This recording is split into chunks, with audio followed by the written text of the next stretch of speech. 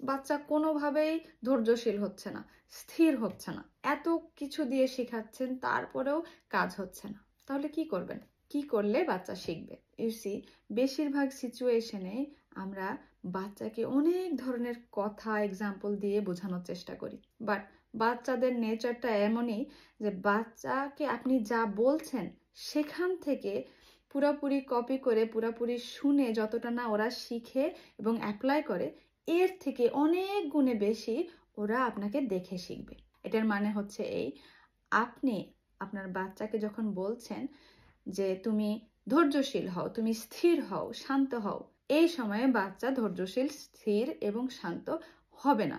এটার একমাত্র কারণ হচ্ছে ওকে আপনি জাস্ট বলছেন যে তুমি ধৈর্যশীল হও, but there is no one, এখানে কোনো এক্সাম্পল নাই যে আসলে ধৈর্যশীল কিভাবে হতে হয়, শান্ত হতে হয় কিভাবে।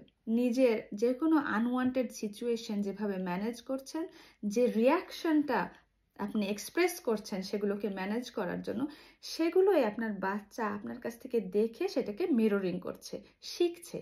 আপনার রাগ, আপনার যে কোনো অনুভূতি, আপনার ফ্রাস্ট্রেশন, আপনার স্ট্রেস ম্যানেজ করতে যে রিয়াকশনগুলি আপনি ইউজ করছেন, যেগুলো দিচ্ছেন, সেখান থেকেই সেই এনার্জি, সেই স্টাইল, সেই টেকনিক আপনার বাচ্চা আপনার কাছ থেকে অবজার্ভ করে সেগুলো নিজের কাজে এবং বিহেভিয়ারে অ্যাপ্লাই করবে, এবং সেগুলোই আপনার বাচ্চা আপনার কাছে পরবর্তীতে শো করবে।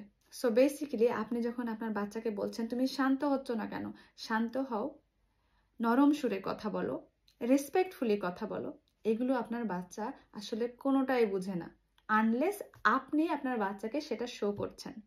সো বাচ্চার ভিতরে যে কোনো ভালো কোয়ালিটি দেখতে চাইলে একমাত্র এবং একমাত্র উপায় হচ্ছে আপনি নিজে সেটা আপনার বাচ্চার সামনে রেগুলারলি এবং কনসিস্টেন্টলি, যে কোনো সিচুয়েশনই হোক না কেন, সেটা কনসিস্টেন্টলি একইভাবে সুন্দর করে শো করা, প্রেজেন্ট করা, যাতে আপনার বাচ্চাও সেগুলো দেখে মিররিং করে এবং সেটা শিখে।